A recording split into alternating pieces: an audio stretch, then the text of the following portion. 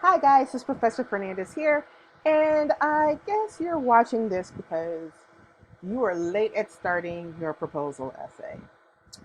Yes, you only have a couple of days left before it's due, and I could sit here and yell at you, or I can show you how to get through it with as much grace as you possibly can. So I'm going to show you some shortcuts that'll probably help you do this. What I'm not going to help you do is like the actual writing of this. Like this is something you're going to have to do on your own. But I am going to show you some things and some decisions you can make that you don't have to make for yourself. And some formatting things that'll help you out here a little bit. So you don't have to do a lot of all this stuff at the last minute. Okay, the first thing I want to do is look at the assignment sheet so you know kind of what you need to get going. I'm also going to look at the proposal checklist. So you know all the stuff that you have to make sure to do and all the stuff that you have to make sure are actually in your essay so that way you can, I don't know, do well. All right? Okay, let's get started. So, first of all, we're looking at the assignment sheet. There's a couple of things you need to know. You need to know that this paper is going to do four things. Define the problem, analyze the problem, you're going to research the problem, you're going to present solutions. This paper is about solutions. It's not about you being able to go into the database and taking all that stuff that you learned in the database and dumping it in the paper. That's not what it is. What it is you're actually looking at a problem from your subject that you turned into a topic. Remember that. And then what a possible solution is for that topic. So if you're doing, say, something like, gentrification, right? And you want to see, and you're doing gentrification and you researched and you see that gentrification actually displaces people from a neighborhood because it's now too expensive for those people in the low income to live there. And so that is your topic, right? Your topic is um, displacing people from low income from their houses, right? And so maybe a solution you think of is that there is a cooperation between developers and residents, and that they're able to live there at a much fairer cost than what they're offering it on the market. Maybe that's a solution, right? And so that is what you want to talk about in your thesis. And that's what you want to make sure that you are presenting as a possible solution. This paper is about solutions. So I'm going to be looking for the solution really up on top of the paper. So I'll talk about thesis here in a second. You have all the subjects, topics come from these subjects. We talked about it. Ooh, if you don't know what subject versus topic is, you can look at this wonderful video that I did for you. Okay, here's the cool thing, right? So these are the things that I am actually really looking for. I'm looking for a well-crafted thesis. I'm looking for that structure to be really good. You can have headings in this um, essay. I call them subheads because I've been a journalist for so long. It just, it's just called that way. But headings, you can have headings in your paper. You don't have to, but you can. And you can use the headings to help you organize your paper. And I'll show you that in a second. And then you need to have 4 to 5 legitimate sources that are quoted and or paraphrased as per MLA. So you are going to use MLA in this paper. You're going to use in-text citations. You're going to use works cited. All right. So there you go. 4 to 5 sources. And of course, your sources can only come from the database and or the New York Times. Why the New York Times, Professor Fernandez? Because you paid for it. Literally, when you signed up, you paid for us to use the New York Times. Thank you. Unfortunately, if you see this video after summer 2020, it's not going to be around for the fall 2020. So you will be my last class who are using it. Okay. So we also have the proposal checklist, which is right here, but I'm going to bring it up here because I'm the professor and I wrote it, so I actually have it up. Ha ha ha. So everything in the proposal checklist tells you exactly what you need. Now, here's a reminder of the thesis, right? It's topic plus the purpose plus the solution. And this was actually in the second video lesson around the 539 mark. So the topic for our example is um, gentrification. And the idea is gentrification is displacing people who have lived there for a long time um, by increasing the rent.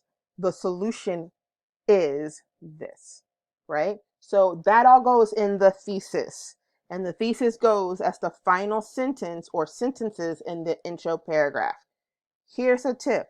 If I look at your last sentence or sentences and look for your thesis and it is not there, the paper automatically receives a 50 because there's no reason for me to continue, right? So make sure you have the thesis where I want it. Okay. So another thing, don't say that you want to bring awareness to the issue. Awareness of the issue doesn't really solve anything. Like anybody can bring awareness to anything. What are you really going to solve? Now you can look through all this at your leisure and you're probably wondering about these subheads. We have the introduction, problem analysis, drafting the plan, benefits of the plan, conclusion, right? These are actually the titles of the lessons, the video lessons. So use those headings. So I'm going to copy and paste those, and I'm going to show you how to do the headings. So I'm going to start a new document here, hopefully. Yeah, there you go. New document. Let me make this a little bigger so you guys can see it. So of course you're going to have a heading here, and let me go ahead and make this Times New Roman 12, as you should. And this is John Smith. Why does this look so big, Miss Professor Fernandez? Because Professor Fernandez needs to have bigger font. Don't judge me. Okay, John Smith. John Smith just happens to be in English 1301, right? And John Smith happens to have Professor Fernandez as a professor, and it happens to be July, hopefully, July 2nd, 2020, right? So we have here the actual heading, as you well know, and then we also have here the heading, and the heading could be how to solve gentrification, right? And we're gonna actually capitalize the important words, which are the big words, the words that are like long, and we're gonna put it in the middle right there. Okay, now you remember what our subheads are, right? See, those are all our subheads. So first what we're going to do, we literally copied and pasted it from the checklist. What we're going to do now is that we are going to make this the correct font, which is Times New Roman. We're going to make sure that it's 12, and it is. Now, we're going to take away the commas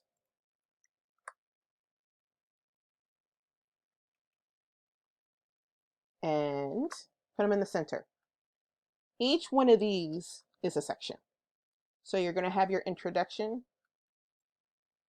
And so your introduction here goes all the way to the left. So you're going to align it to the left, that little button on top here. And you're going to put a tab there because paragraphs begin with an indentation.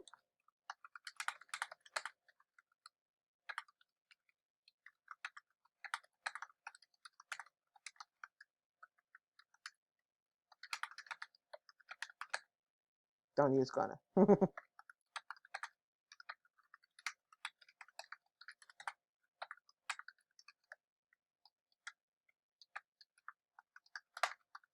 Boom, right?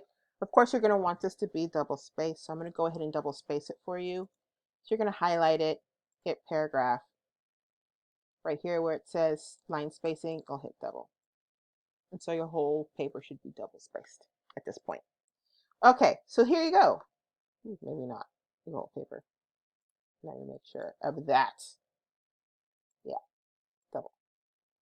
All right, so there you go. You're starting to see the paper come together, right? Just at least the formatting part. So these here are the actual titles to your subheads or to headings of your sections, right? And as I said in the video, your sections can have more than one paragraph. So you have the problem analysis part, which is going to have probably several paragraphs because that's pretty much where all your research is going to go.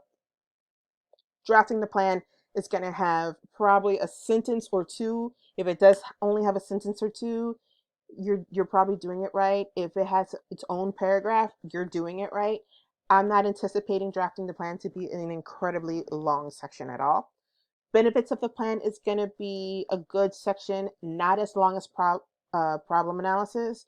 For the benefits of the plan, what I'm looking for there is really you being specific on how that plan or that solution is going to work, including how it's going to be funded, um, what are the expectations for that plan, how do you know if it's working, etc. And of course, the conclusion. You see how it's all centered, right? All the titles are centered. You see how they're the same font as your paper. It's not bigger, it's not bolded, it's not underlined, it's not in italics, it's not 20-point font, it's not in a different font, it's the same font. That's how you want to do that, right? So if you want to go ahead and set up your paper like this, go for it. So that way, all you have to do is literally write what's under here. Here's what I'm going to say also. Make sure that when you're writing under your subheads, that your paragraphs are aligned to the left, because it's really easy to keep them centered and not realize that your whole paper is centered. So double check and make sure that's there, right? So then you're probably wondering about your works cited page. And so let's look at, say, a citation. So we're looking at a citation, and let me make this a little smaller so you guys can see. So you have a citation and you copied and paste that citation in a separate piece of paper, or separate works cited, um, or you've put it all together and this is what it looks like. And you're wondering, Professor Fernandez, I have no idea how to do this hanging indentation you keep talking to us about. This is how you do it. So you wrote your citation, right? You're going to highlight it. If you're in Word, you're going to highlight it and you're going to right click it. You're going to go to the word paragraph here in this menu. You're going to click that. And then there's going to be under indentation a section called special. Under special, you're going to click on that and hit the word hanging, right? And then you're going to click OK.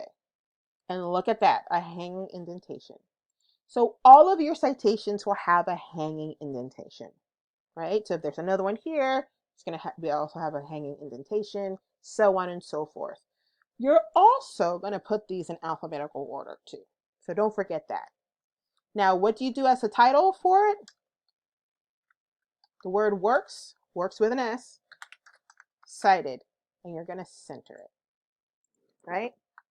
Now you're probably saying, Professor Fernandez, are you telling us that the works cited is a separate page from the paper? No, I'm not saying that. I'm actually only putting it on a separate piece of paper just for an example. So what I'm going to do is that I'm going to copy this, go back to my example with the paper, right? This is your paper. Everything's great. Everything's lovely. What I'm going to do is not tab until the next page. Don't do that, because your margins are going to be off when it goes up onto D2L, right? And so it's not going to look like you actually did any indentations at all. You're going to hit insert, and I want to be able to see this. So you're going to hit insert, and on the left hand side, let me bring this down so you can see it. On the left hand side, you see the word pages. You're going to hit page break, not blank page, page break. The reason being is that it will break the page where you left your cursor, and a blank page will just start a brand new page, right? So you want to hit page break, and then you just want to paste. And there it is, your works cited, and it's attached. Of course, you do want to make this Times New Roman, so let's go ahead and highlight that. What just happened here? And make it Times New Roman 12, because that's what you have to do. Oh, this too. That's pretty much it. And that's how you do it. So this little tricks can help you save a little bit of time. If while you're doing research, if you want to go ahead and just write the citation as you're researching, so you don't have to do it all at the end, because let me tell you, it's really easy to mess this up when you are um, rushing through it. So if you take a little care at the beginning of this process, that means you're saving time at the end. Okay? So there you go. And so that looks like your paper. So a good question I had from someone recently is, how do you do a hanging indent or indentation with Google Docs? There's a couple ways of doing that. So let me show you. Google Docs. All right, so I have this Google Docs and I have the citation already here, right? One way of doing this is the way that just like is just gonna bother you. And I do not suggest you do this because you're gonna mess everything up. But I have to show you so you know. You can play with the margins, right? You can play with like the top one and make it go to the left and do all the crazy. You can do that and play with it if you happen to have time. I'm thinking if you're watching this video, you don't have time. So what you want to do is you want to do an add-on. And add-ons for Google Docs are really great because they're really quick way of doing things. As you can tell, I literally have like a bibliography creator that I actually used when I was in grad school. So it's still there. I have thesaurus, I have lots of things, right? So I have something called hanging indent. And what you want to do is that you want to go to your add-ons. So you're going to click the add-ons in the menu, click get add-ons.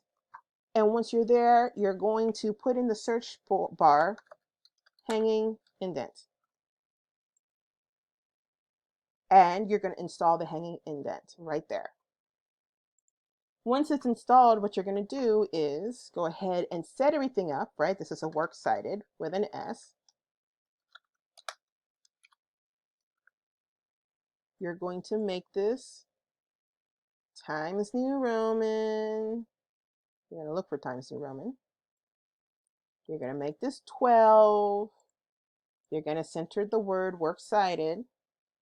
And what you're going to do is now put your cursor at the front of this, click on add-ons, and what you should see is hanging indent, right? And so once you see hanging indent, there's going to be an arrow. You're going to hover over it, and it's going to bring up another menu. You're going to see hanging indentation. Click on that. Lo and behold, you have a hanging indent, and it'll do it for the whole page. Boom. Done. See how that works? So those are some really quick tips for structure, for knowing what to do, for trying to organize your paper. It's really not as difficult as you think when you think about um, these wonderful subheads right here, right? So one more trick, and then I'm done because you can tell I'm probably sweating here. There's no air conditioning in my house, guys, and I do this for you. Okay, so you're probably looking at this, and I'm going to go under problem analysis here, because it's probably going to be the biggest section. And you have all of this wonderful research you just did. You have your 4 or 5 sources, and you're thinking, how am I going to do this? Remember when I made you do an outline for your compare and contrast paper? So you have the first one, which is your intro with thesis, always, right? So your second paragraph here, maybe you have like a really great research here about what is gentrification, right? Because maybe you want to define it. So you have like definition, maybe you have a little bit of the history of it, the impact, right? Yeah. Okay, so now you have that. Then you have 3.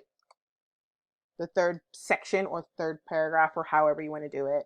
Third paragraph, maybe after what is gentrification, how it impacts low income neighborhoods.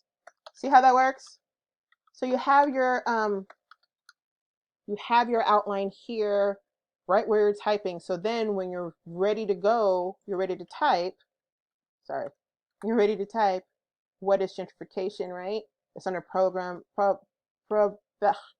analysis.